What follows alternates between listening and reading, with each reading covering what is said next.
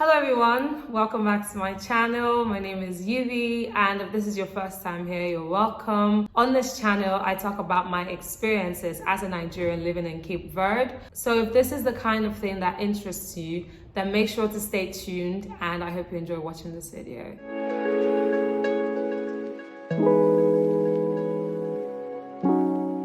So in today's video, you already saw the title. I just want to tell you guys a bit of an experience I had here being in Cape Verde, right? I've been here for about 4 years now, and I've had a lot of experiences, just that I haven't shared a lot of things with you guys. But anyways, I'm doing it now, so I hope you guys still enjoy watching the videos and learning more about Cape Verde, right? The other day, I had rehearsal. It was a Sunday evening. I had rehearsal because I'm in a choir. After rehearsal, I'm on my way home. I get a taxi and I tell this guy, I tell the man, take me to an ATM because I need to withdraw first before I go home. And so he's like, okay. So we get to this place here in Palmarejo. We go to Caixa Econômica, it's a bank. We go to the ATM there and withdrawing, but I noticed that this guy does not leave the road. Like, he's still on the way, so he's like literally blocking any vehicle that it's gonna pass. Next thing I know, while I'm just about to come out, I see that there is a bus, the city bus is about to pass, but there's not enough space because the man's literally in the way. But he doesn't move. And then even when the police, because it's right in front of the police office, it's not a police station, but it's like Policia Fronteira. It's like the place where people like myself who want to be residents, blah, blah, that's usually where we go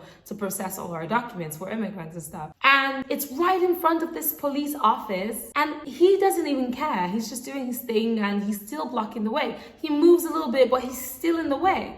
And in my head, I'm like, what's wrong with this guy? Like, there's literally a space to park right there. You could just enter. Maybe he was thinking in his mind, I don't want to park. It's going to be a bit of a hassle to come out again just to go somewhere. I mean, she's about to come out already, right? And the police officer who was literally standing watching everything that was happening, he gets so mad. Yeah, he gets so mad. He goes to the guy and he's like speaking Creole.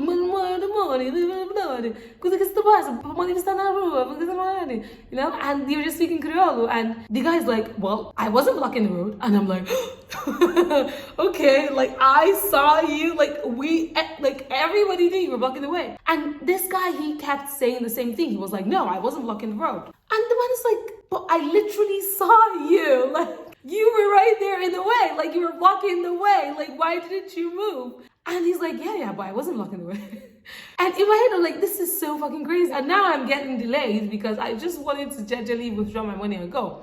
But now that he did this, now we have to like answer to the police officer. So the police officer is really mad and is like, you know what, since you don't want to admit to the fact that you did something wrong, I'm going to seize your documents. So give me all your documents. And he's like, okay. He just gave him all his documents. And it's like, oh, what about the lady in the back? I need to take her home. I was like, yeah, go and drop her home and come back and sort yourself out. And in my head, I'm like, this is so weird. And it's like, okay, so he just leaves. He just goes home. He doesn't even say one word to me. He doesn't even complain at all. Because, you know, maybe if it was some people, they would complain. Like, why was this happening? Like, can you believe that guy? You know, he doesn't say one word. He just drops me off. And he's even so polite. He's like, oh, yeah, thank you, bye. And what just goes on in my head during all of this is this kind of thing no fit happen for Nigeria. Like, that's literally what was going on in my head. Because I'm like, this cannot happen in Nigeria. What?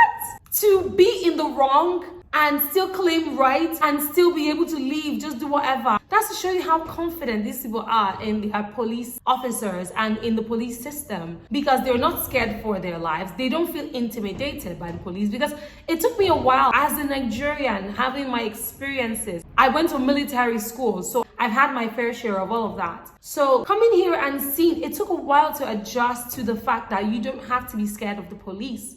The police are there to protect you. They are nice people. They are kind people. They're your friends. So it was really weird because I'm like, this can never happen in Nigeria. Before you know it, boom, boom, boom, one gun is already out and boom, the guy's gone. Do you know what I mean? Or there's going to be a lot of yelling and shouting and arguments and then, you know, cause a scene. Nothing like that ever happened. The guy just gingerly just didn't think everything just happened. I'm sure he got his papers back after he must have argued. Whether he paid a fine or whatever, I don't know. But that's to show you how organized the system is. first of all, it shows you a sense of maturity that the police officers have, right? Because they're not quick to just show that they have authority. I know, yes, it might happen from time to time, because I've also had an experience where some guy was trying to like show to me that, oh, I'm a police officer and whatever I tell you, you do. But that was a long time ago, and that was during COVID, and I was moving around when I wasn't supposed to, so it was kind of understandable that that would happen. But apart from that, I've never had any other experiences where such a thing would happen. Do you know what I mean? Basically, what I'm just trying to say by this whole story is just to show you guys that when you are in Cape Verde, there's this sense of security. Yes, of course, you find police officers pretty much everywhere, but they don't give you this air of intimidation. Do you understand?